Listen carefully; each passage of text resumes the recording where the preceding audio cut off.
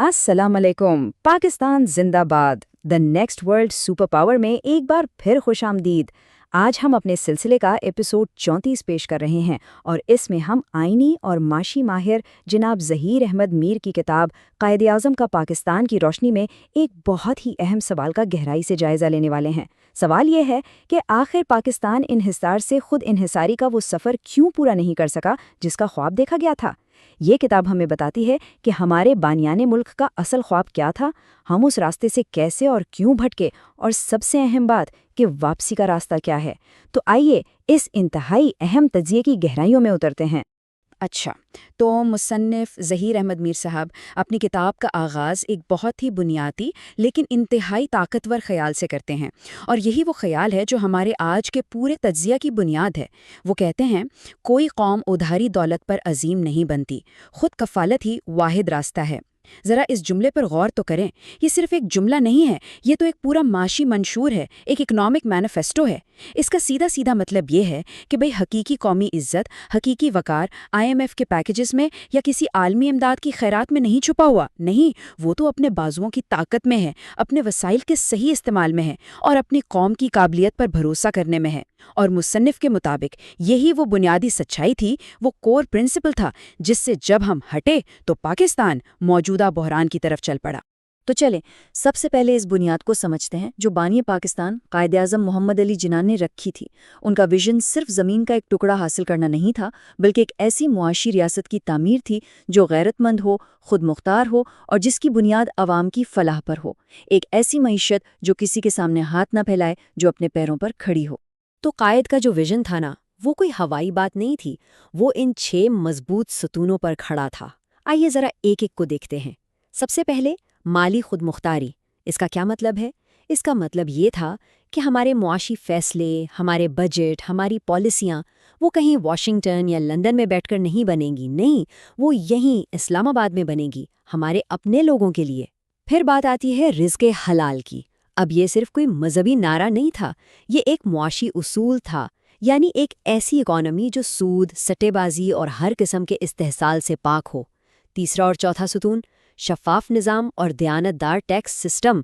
मतलब ये कि हुकूमत के पास जो एक एक रुपया आए वो अवाम की अमानत समझा जाए और उसका हिसाब हो, और हर शहरी ईमानदारी से अपना हिस्सा डाले। और इन सब की बुनियाद क्या थी? आखिर में 2 सबसे अहम चीज़ें, जदीद सनत और तरक्की याफ्ता ज़राअत। क्यों? क्योंकि यही तो पैदावारी ताकत है, प्रोडक्शन। इसके बगैर कोई भी कौम अपने पैरों पर खड़ी ही नहीं हो सकती। तो आप देखें, ये एक कितना मुकम्मल, एक सेल्फ सफिशिएंट निज़ाम का खाका था जो हमें दिया गया था। ये नुक्ता समझना बहुत अहम है। कायद का विजन सिर्फ ये नहीं बता रहा था कि हमें क्या करना है, बल्कि इतना ही जोर इस बात पर भी था कि हमें क्या नहीं करना। एक तरफ तो अपनी ताकत पर भरोसा करना था, अपनी पैदावार बढ़ानी थी, मेहनत की सकाफत को आम करना था, और दूसरी तरफ बैरूनी शराइत को सख्ती से मुस्तरद करना था। मतलब साफ था, गैर मुल्की कर्जों और इमदाद के इस जाल से बचना है जो कौमों को गुलाम बना लेता है। IMF जैसे इदारों की डिक्टेशन से आज़ाद रहना है। ये 2 बिल्कुल मुख्तलिफ रास्ते थे, एक खुददारी का था और दूसरा मुआशी गुलामी का, और कायद ने बिल्कुल वाज़े तौर पर पहले रास्ते का इंतखाब किया था। और इस पूरे अजीम विजन को, इस पूरे खाके को हकीकत में बदलने का फॉर्मूला क्या था? सिर्फ एक, कायद का ये मशहूर ज़माना फरमान, काम, काम और सिर्फ काम। ये सिर्फ एक नारा नहीं था, बल्कि ये एक कौमी पॉलिसी थी, एक कौमी किरदार की तामीर का मंसूबा था। कायद अच्छी तरह जानते थे कि खुद मुख्तारी और तरक्की के ख्वाब सिर्फ तकरीरों से या बातों से पूरे नहीं होते। उनकी ताबीर तो फैक्ट्रियों में बहने वाले पसीने से, खेतों में चलने वाले हल से और दफ्तरों में की गई अनथक मेहनत से ही मुमकिन है। यही वो इंजन था जिसे इस मौशी गाड़ी को आगे लेकर जाना था। तो फिर यहाँ पर वो बड़ा सवाल पैदा होता है कि अगर बुनियाद इतनी मजबूत थी, रास्ता इतना साफ और वाज़ेह था, तो फिर हम भटके कैसे? हम इस मंजिल से दूर कैसे हो गए? अब हम मुसन्निफ ज़हीर अहमद मीर के तज्ज़िये के उस हिस्से की तरफ बढ़ रहे हैं जहाँ वो उन वजूहात का जायज़ा लेते हैं जिन्होंने पाकिस्तान को खुद इन्हिसारी के रास्ते से हटाकर इन्हिसार की इस गहरी दलदल में धकेल दिया। ये वो सवाल है जो आज हर पाकिस्तानी के जहन में गूंजता है। हर कोई सोचता है कि अगर हमारे पास रोड मैप इतना वाज़ेह था तो आखिर गलती हुई कहाँ? مصنف کے مطابق اس کا جواب کسی ایک غلطی میں نہیں بلکہ یہ کئی عوامل کا ایک پیچیدہ مجموعہ ہے جو ایک دوسرے سے جڑے ہوئے ہیں اور جنہوں نے مل کر ہمیں اس مقام تک پہنچایا ہے۔ آئیے ان کی تشخیص کو ذرا تفصیل سے دیکھتے ہیں۔ مصنف کے مطابق یہ زوال کی وجوہات ایک زنجیر کی کڑیوں کی طرح آپس میں جڑی ہوئی ہیں۔ دیکھیے، اس کی شروعات ہوتی ہے وسیع پیمانے پر کرپشن اور وسائل پر اشرافیہ کے قبضے سے۔ جب ملک کے وسائل عوام سے چھین کر چند خاندانوں یا طاقتور لوگوں کے ہاتھ میں چلے گئے تو اس کا نتیجہ کیا نکلا؟ ناقص معاشی فیصلے، ایسے فیصلے جو قومی نہیں بلکہ ذاتی مفادات کے لیے کیے گئے۔ پھر منصوبہ بندی کے دائمی فقدان نے ہمیں مستقبل کی تیاری سے روکے رکھا اور ہماری معیشت کی جو ریڑھ کی ہڈی تھی یعنی زراعت، وہ جمود کا شکار ہو کر نظر انداز ہوتی گئی۔ اور جب ملک کے اندر مواقع ختم ہوئے تو ملک کا سب سے قیمتی سرمایہ، ہمارے پڑھے لکھے با صلاحیت نوجوان، وہ ملک چھوڑنے پر مجبور ہو گئے، جسے ہم برین ڈرین کہتے ہیں۔ یہ ایک ایسا خوفناک چکر ہے جس نے ہماری معیشت کو اندر ہی اندر سے کھوکھلا کر کے رکھ دیا ہے۔ ان تمام وجوہات کا جو نچوڑ ہے نا، وہ مصنف کے اس ایک جملے میں موجود ہے، اور یہ جملہ ہماری پوری سوچ کو چیلنج کرتا ہے۔ ظہیر احمد میر صاحب کا موقف ہے کہ پاکستان قدرتی طور پر کوئی غریب ملک نہیں ہے۔ ارے بھائی، ہمارے پاس دنیا کی بہترین زرخیز زمین ہے، محنتی عوام ہے، ایک اسٹریٹجک محل وقوع ہے، تو پھر مسئلہ کیا ہے؟ وہ کہتے ہیں کہ اسے غریب بنایا گیا ہے۔ کس نے بنایا؟ ناقص پالیسیوں نے، کرپشن نے، اور ایک ایسی اشرافیہ نے جس نے ہمیشہ قومی مفاد پر اپنے ذاتی مفاد کو ترجیح دی۔ تو اصل مسئلہ وسائل کی کمی کا کبھی تھا ہی نہیں، مسئلہ تو ہمیشہ سے وسائل کے غلط انتظام اور غیر منصفانہ تقسیم کا رہا۔ اچھا، تو کیا یہاں سے واپسی ممکن ہے؟ کیا اس دلدل سے نکلا جا سکتا ہے؟ مصنف کے مطابق جواب ہے بالکل ممکن ہے، لیکن حل کسی نئی تھیوری میں یا کسی باہر کے ملک سے منگوائے گئے ماڈل میں نہیں ہے۔ حل تو اپنے ہی بانی کے ویژن کی بحالی میں چھپا ہے۔ آئیے دیکھتے ہیں کہ خود انحصاری کا یہ کھویا ہوا راستہ دوبارہ کیسے اپنایا جا سکتا ہے۔ مصنف کا استدلال بہت سادہ اور بہت گہرا ہے۔ وہ کہتے ہیں کہ ہمیں اپنے مسائل کے حل کے لیے کوئی نیا فلسفہ گھڑنے کی یا کوئی نیا معاشی ماڈل درآمد کرنے کی بالکل ضرورت نہیں ہے۔ حل تو پہلے سے ہی ہماری تاریخ میں ہمارے بانی کے ویژن میں موجود ہے۔ راستہ آگے بڑھنے کا نہیں بلکہ اپنی بنیادوں کی طرف واپس پلٹنے کا ہے۔ ہمیں صرف وہ کرنا ہے جو ہمیں قیام پاکستان کے شروع دن سے ہی کرنا چاہیے تھا۔ مصنف کے مطابق واپسی کا یہ سفر ان 4 مربوط قدموں پر مشتمل ہے۔ پہلا اور سب سے اہم قدم ہے مالی خود مختاری کی بحالی، یعنی بیرونی اداروں کی شرائط اور قرضوں کے چنگل سے آزادی۔ جب ہمارے فیصلے ہمارے اپنے ہاتھ میں ہوں گے تبھی ہم دوسرا قدم اٹھا سکیں گے، جو ہے شفاف اور دیانتدار نظام کا قیام۔ ایک ایسا نظام جہاں احتساب سب کا ہو اور کوئی قانون سے بالا تر نہ ہو۔ اس مضبوط بنیاد پر ہی ہم اپنی صنعت اور زراعت کو دوبارہ اپنے پیروں پر کھڑا کر سکتے ہیں تاکہ ملک ایک پیداواری مرکز بنے، نہ کہ صرف ایک صارف۔ اور ان تمام اقدامات کو جو چیز آپس میں جوڑے گی وہ ہے ہمارا قومی نصب العین، ایمان، اتحاد، تنظیم۔ کیونکہ معاشی جنگ صرف پالیسیوں کے کاغذوں سے نہیں بلکہ ایک مضبوط قومی کردار سے جیتی جاتی ہے۔ اور بالآخر یہ سارا منصوبہ، یہ چاروں قدم ایک ہی نقطے پر آ کر مکمل ہوتے ہیں: کام، کام اور صرف کام۔ مصنف ہمیں یہ یاد دلاتے ہیں کہ دنیا کی بہترین پالیسیاں اور شاندار سے شاندار نظام بھی اس وقت تک بیکار ہیں جب تک قوم کا ہر فرد، ہر شہری محنت کو اپنی عبادت نہ سمجھ لے۔ مالی خود مختاری سے لے کر صنعتی ترقی تک ہر خواب کی تعبیر اجتماعی اور انفرادی محنت کی بھٹی سے ہی نکلے گی۔ یہی وہ حتمی اور آخری قدم ہے جو ہمیں انحصار کی اس دلدل سے نکال کر خود انحصاری کی حقیقی منزل تک پہنچائے گا۔ تو ظہیر احمد میر کی یہ کتاب ہمیں اس ایک بنیادی اور بہت اہم سوال کے ساتھ چھوڑ جاتی ہے جس پر ہم سب کو سوچنا ہے۔ کیا آج کا پاکستان قائد کے ویژن پر پورا اترتا ہے؟ کیا ہماری معیشت خوددار ہے؟ کیا ہمارا نظام شفاف ہے؟ اور کیا ہم بحیثیت قوم محنت کو وہ مقام دیتے ہیں جس کا خواب ہمارے بانی نے دیکھا تھا؟ یہ سوال صرف دانشوروں یا پالیسی سازوں کے لیے نہیں ہے، یہ ہم میں سے ہر ایک کے لیے ہے، اور اسی سوال کا جواب ہی پاکستان کے مستقبل کا تعین۔ سوچیں ذرا، ایک ایسا ملک جس کے پاس قدرتی وسائل کی کوئی کمی نہ ہو لیکن وہ پھر بھی معاشی طور پر دوسروں کا محتاج ہو۔ یہ ایک ایسی پہیلی ہے جسے ظہیر احمد میر اپنی کتاب میں سامنے لاتے ہیں۔ آج ہم اسی گتھی کو سلجھانے کی کوشش کریں گے اور مصنف کے نقطہ نظر سے دیکھیں گے کہ آخر اس مسئلے کی جڑ کہاں ہے۔ اور یہی وہ ایک جملہ ہے جو اصل میں پورے مسئلے کی بنیاد ہے۔ مصنف یہاں صرف معیشت کی بات نہیں کر رہے ہیں، بلکہ وہ ایک قوم کی خود مختاری اور اس کی حقیقی آزادی کے مستقبل پر ایک بہت بڑا سوال اٹھا رہے ہیں۔ یہ ایک ایسی بات ہے جس پر ہم سب کو سوچنے کی ضرورت ہے۔ آج کی اس گفتگو کو ہم نے 4 حصوں میں تقسیم کیا ہے۔ سب سے پہلے ہم آزادی پر ایک انتباہ کو سمجھیں گے، پھر اس معاشی جال کا جائزہ لیں گے جس کا مصنف ذکر کرتے ہیں۔ اس کے بعد پاکستان کی اس چھپی ہوئی دولت پر نظر ڈالیں گے جو امید کی کرن ہے، اور آخر میں ایک بہت اہم سوال پر بات ختم کریں گے۔ تو چلیں شروع کرتے ہیں پہلے حصے سے۔ مصنف کا بنیادی نقطہ بہت سیدھا اور صاف ہے۔ حقیقی سیاسی آزادی معاشی آزادی کے بغیر ایک خواب سے زیادہ کچھ نہیں۔ جب تک کوئی قوم اپنے مالی فیصلوں کے لیے دوسروں کی محتاج ہے، اس کے سیاسی فیصلے بھی کبھی پوری طرح اس کے اپنے نہیں ہو سکتے۔ اچھا، تو اب آتے ہیں اس چیز پر جسے مصنف ایک خطرناک جال کہتے ہیں۔ یہ نام انہوں نے ویسے ہی نہیں رکھا۔ ان کے مطابق یہ ایک ایسا چکر ہے جس میں اگر کوئی ملک پھنس جائے تو اس سے نکلنا بہت بہت مشکل ہو جاتا ہے۔ آئیے دیکھتے ہیں کہ اس جال کے 4 ستون کون کون سے ہیں۔ اس جال کا پہلا اور شاید سب سے خطرناک پھندا ہے قرض کا چکر۔ یہ بالکل ایک دلدل کی طرح ہے۔ ملک اپنی فوری ضرورتیں پوری کرنے کے لیے قرض لیتا ہے، لیکن پھر اس قرض کا سود اتارنے کے لیے اسے مزید قرض لینا پڑتا ہے۔ ہر نیا قرض ملک کو اس دلدل میں اور گہرائی تک دھکیل دیتا ہے۔ دوسرا عنصر ہے عالمی مالیاتی ادارے جیسے کہ IMF۔ ان سے ملنے والی مدد بظاہر تو سہارا لگتی ہے، لیکن یہ مفت میں نہیں آتی۔ اس کے ساتھ آتی ہیں سخت شرائط، ایسی شرائط جو ملک کی اپنی معاشی پالیسیوں کا گلا گھونٹ دیتی ہیں۔ تو سوال یہ پیدا ہوتا ہے کہ کیا یہ واقعی مدد ہے یا کنٹرول کا ایک نیا طریقہ؟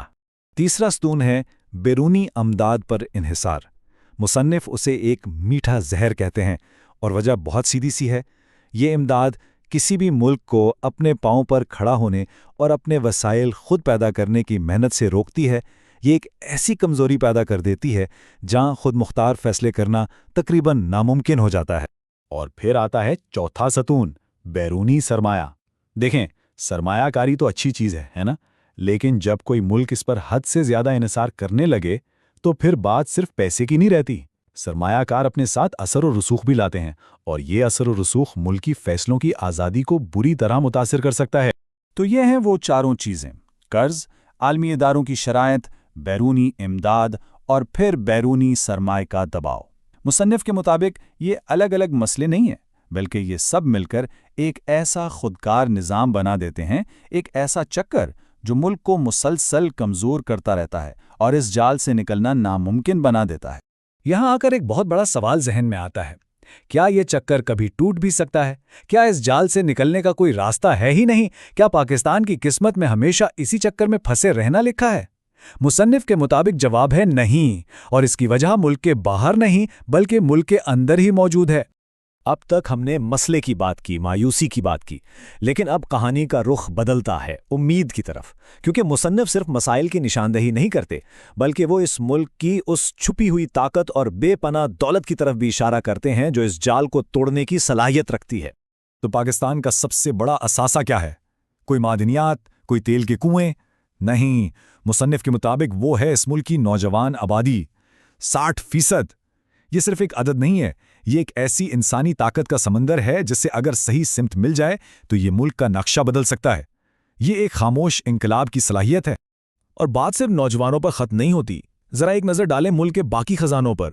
زمین کے نیچے چھپے اربوں ڈالر کے معدنیات، دنیا کے نقشے پر ایک ایسا اسٹریٹجک مقام جس کی ہر کوئی خواہش کرے، سونا اگلنے والی زرخیز زمینیں، توانائی پیدا کرنے کی بے پناہ صلاحیت اور لاکھوں کی تعداد میں تربیت یافتہ نوجوان، یہ سب مل کر ایک ایسی تصویر بناتے ہیں جس میں غربت نہیں بلکہ خوشحالی ہونی چاہیے۔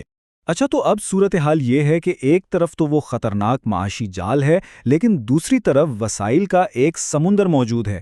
تو پھر مسئلہ کہاں ہے؟ آخر وہ کون سی چیز ہے جو اس ملک کو اپنی ہی دولت اور اپنی ہی طاقت کو استعمال کرنے سے روک رہی ہے؟ اور مصنف کا جواب حیران کن حد تک سادہ اور گہرا ہے۔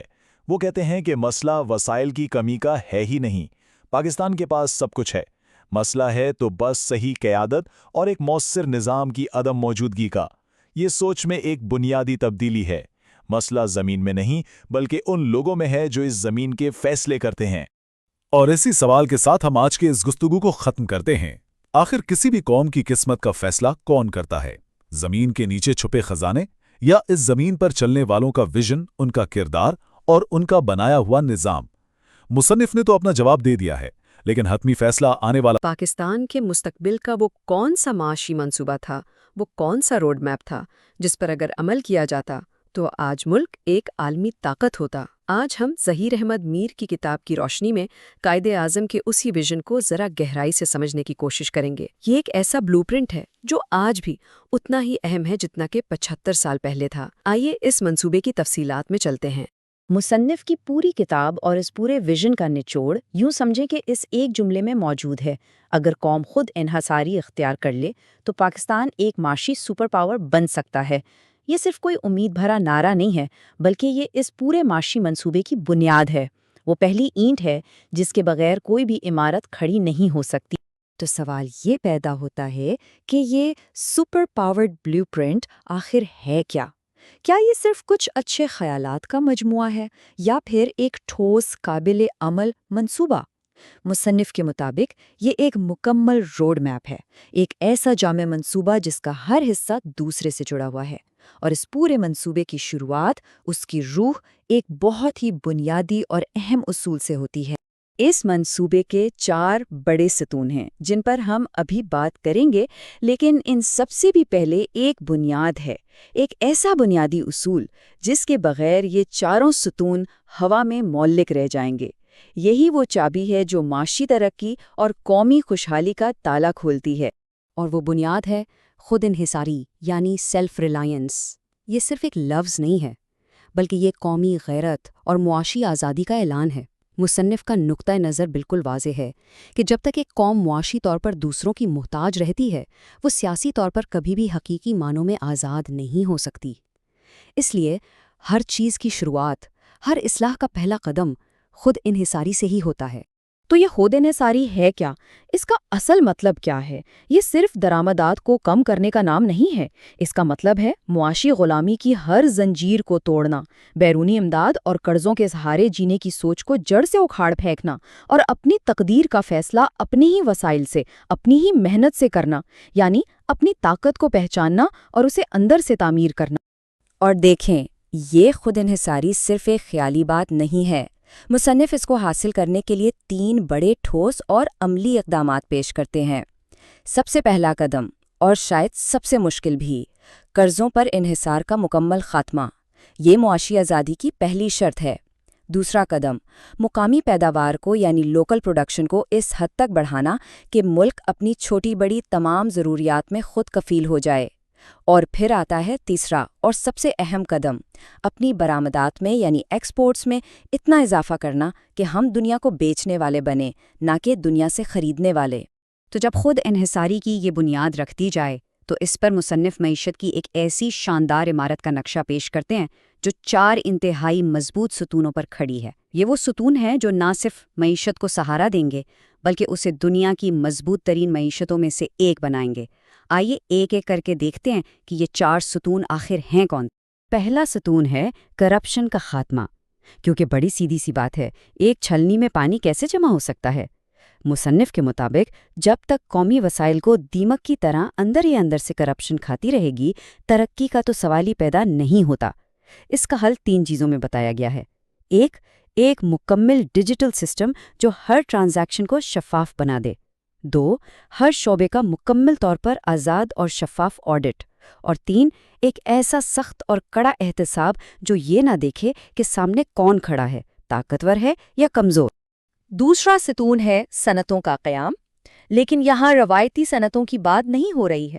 یہ منصوبہ جدید ٹیکنالوجی زونز اور مینوفیکچرنگ ہبز بنانے پر زور دیتا ہے، اور یہاں سب سے اہم تصور ویلیو ایڈیشن کا ہے۔ اس کا مطلب کیا ہے؟ مطلب یہ کہ ہم صرف کپاس نہ بیچیں بلکہ اس سے دنیا کی بہترین جینز بنا کر بیچیں، خام لوہا نہ بیچیں بلکہ اس سے گاڑیاں اور مشینری بنا کر بیچیں۔ یہی وہ طریقہ ہے جس سے ملک کی دولت میں کئی گنا حقیقی اضافہ ہوتا ہے۔ تیسرا ستون ہے ایک زرعی انقلاب برپا کرنا۔ ہم جانتے ہیں کہ زراعت ہماری معیشت کی ریڑھ کی ہڈی ہے، لیکن یہ کافی کمزور ہو چکی ہے۔ اس منصوبے کا مقصد ہے جدید ٹیکنالوجی اور نئے طریقوں سے فی ایکڑ پیداوار کو دگنا یا تگنا کرنا، اور سب سے بڑھ کر اس نظام کو بدلنا ہے جہاں کسان کی محنت کا اصل پھل کوئی اور کھا جاتا ہے۔ جب منافع براہ راست کسان کی جیب میں جائے گا تبھی یہ شعبہ صحیح معنوں میں ترقی کرے۔ اور چوتھا اور آخری ستون ہے توانائی کے شعبے میں مکمل اصلاحات۔ مصنف کا کہنا ہے کہ توانائی کی غلامی ہی اصل میں معاشی غلامی کی جڑ ہے۔ جب تک ہم مہنگے درآمدی تیل پر انحصار کریں گے تب تک ہم آزاد نہیں ہو سکتے۔ اس کا حل قابل تجدید توانائی یعنی سولر اور ونڈ انرجی میں ہے۔ ہمیں اپنے مقامی وسائل جیسے کوئلے اور پانی کو ایمانداری اور بہترین ٹیکنالوجی سے استعمال کرنا ہوگا، اور ان پرانے غیر منصفانہ معاہدوں کو ختم کرنا ہوگا جو ملک کی معیشت کا خون چوس رہے ہیں۔ اچھا، ہم نے بنیاد کی بات کر لی، چاروں ستونوں کو بھی سمجھ لیا، لیکن اب سوال یہ ہے کہ وہ کون سی طاقت ہے جو اس پورے ڈھانچے کو چلائے گی؟ وہ کون سا انجن ہے جو اس ترقی کی گاڑی کو آگے بڑھائے گا؟ اس انجن کا نام ہے انسانی سرمایہ، یعنی اس ملک کے عوام۔ یہ منصوبہ اس انقلابی سوچ پر مبنی ہے کہ ایک ملک کی اصل دولت اس کی سڑکیں، پل یا فیکٹریاں نہیں ہوتی، بلکہ اس کے تعلیم یافتہ، ہنرمند اور صحت مند شہری ہوتے ہیں۔ ان پر کی گئی سرمایہ کاری ہی وہ ایندھن ہے جو ترقی کی گاڑی کو سپر سونک رفتار سے چلائے گا۔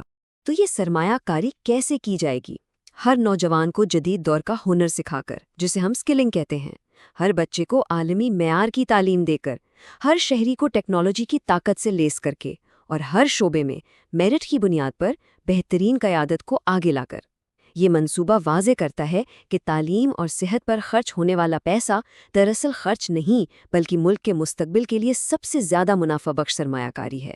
تو اس بات کو ہمیشہ یاد رکھنا چاہیے کہ سونا، چاندی، تیل یا گیس نہیں، بلکہ اس قوم کے ہنرمند، قابل اور تعلیم یافتہ لوگ ہی اس کا سب سے بڑا اور حتمی اثاثہ ہیں۔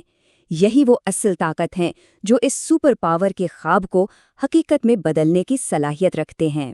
یہ تمام ستون، یہ بنیاد اور انسانی سرمایہ پر یہ توجہ ہمیں ایک بڑے نتیجے پر پہنچاتی ہے، اور وہ نتیجہ یہ ہے کہ معاشی سپر پاور بننا کوئی ناممکن خواب نہیں ہے۔ یہ قومی فیصلہ ہے، ایک ایسا انتخاب جو قوم کو آج ابھی کرنا ہے۔ ہو سکتا ہے یہ سب سننے کے بعد ذہن میں سوال آئے کہ کیا یہ سب ممکن بھی ہے؟ کیا یہ محض ایک خواب تو نہیں؟ کیا اتنی بڑی اور بنیادی تبدیلیاں لائی جا سکتی ہیں؟ مصنف کا جواب اس سوال پر بالکل واضح اور دو ٹوک ہے۔ نہیں، یہ خواب نہیں، یہ ایک قومی فیصلہ ہے۔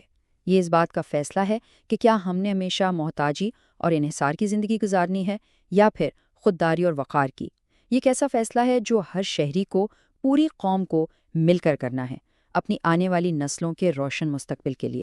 اور آخر میں مصنف کا وہ ایک جملہ جو اس پوری بحث کو، اس پورے ویژن کو سمیٹ دیتا ہے: خود انحصار پاکستان کبھی نہیں گرتا اور محتاج پاکستان کبھی نہیں اٹھتا۔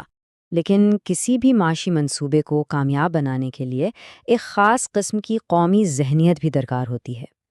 ہمارا اگلا تجزیہ اسی اہم موضوع پر ہوگا: تعلیمی انقلاب۔ وہ کون سی تبدیلیاں ہیں جو ایک قوم کو سپر پاور کی طرح سوچنے اور عمل کرنے پر مجبور کرتی ہیں؟ ہمارے ساتھ